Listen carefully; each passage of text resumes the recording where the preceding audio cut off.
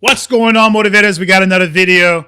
We got breaking news about a shooting next to the White House which is not getting any traction, on the mainstream media, it seems. Let's get into this. Of United States Secret Service Police.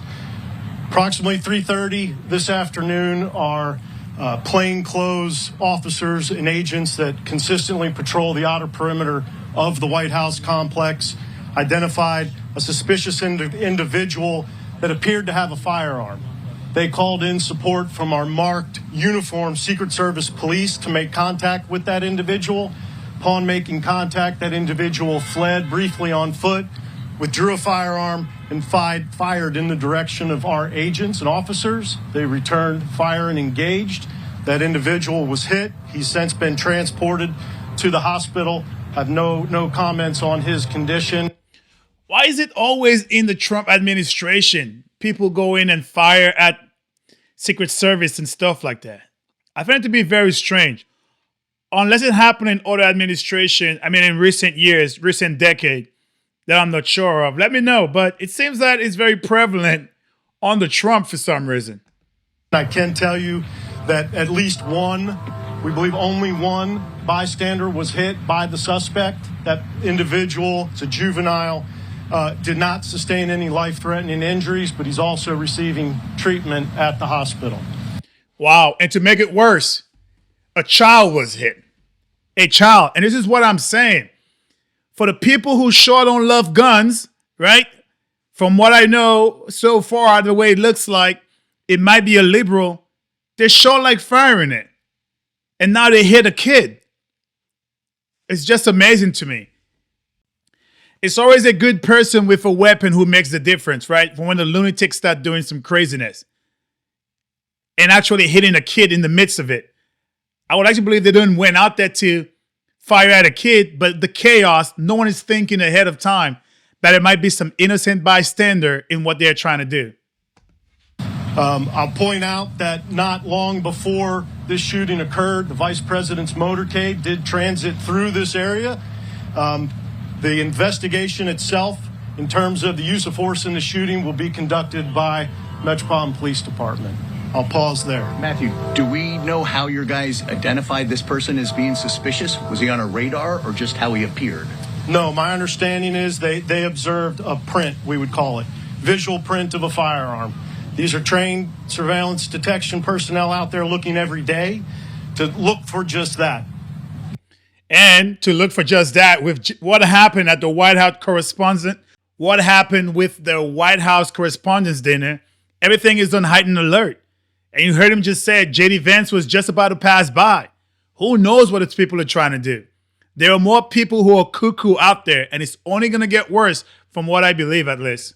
Not far from the White House complex, and they observed a visual print of a firearm. Did he attack the motorcade in any way? Did he approach it with any menace? No, not to my knowledge. Was there any other reason to believe he was suspicious beyond just having a firearm? That's enough for me. And then do we know if the child who was struck was definitely struck by the shooter or by accident, perhaps by the officer?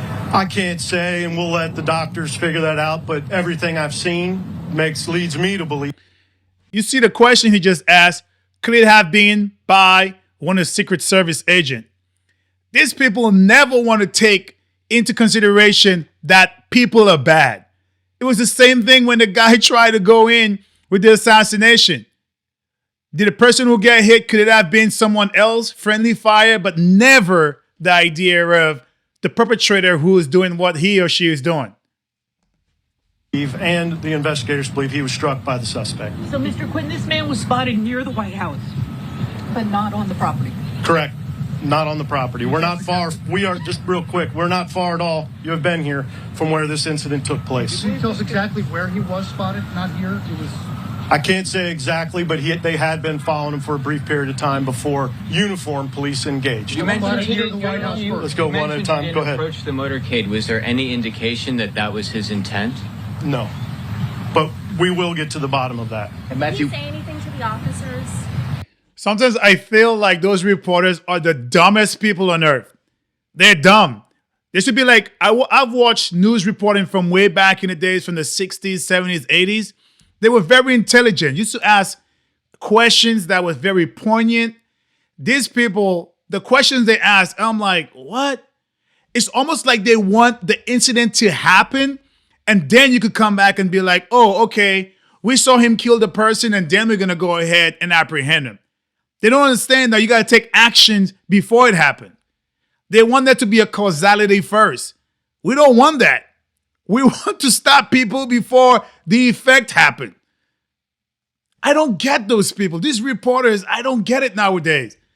It's very strange. Let me know what you think in the comments.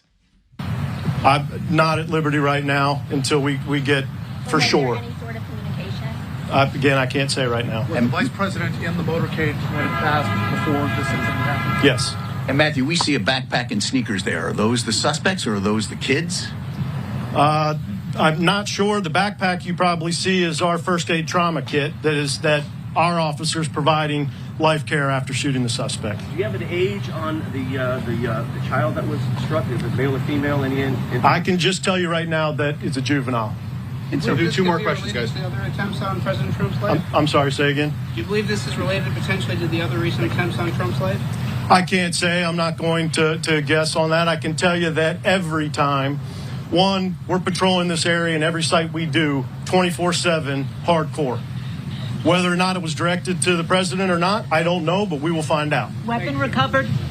Yes. And Can Matthew, you tell us what it was? I'm going to hold on that. and Matthew, the I'm officer. sorry, real quick, this Do lady. we have an age on the man who was shot and taken to the hospital by the Secret Service? I don't know specifically, so I'm going to not tell you. An adult male. And Matthew, can you just confirm it was not a uniformed Secret Service officer, but a plainclothes, and was it a male officer?